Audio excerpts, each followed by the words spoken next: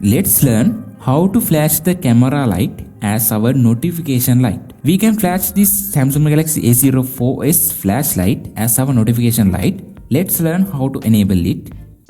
Go to your mobile settings, scroll down this page and go to accessibility option. After click on advanced settings option, you can see here flash notification option. Click on it. You can enable this camera flash notification option.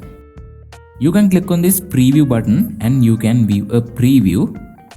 Now when you receive notification on all apps, your camera flashlight will be blink.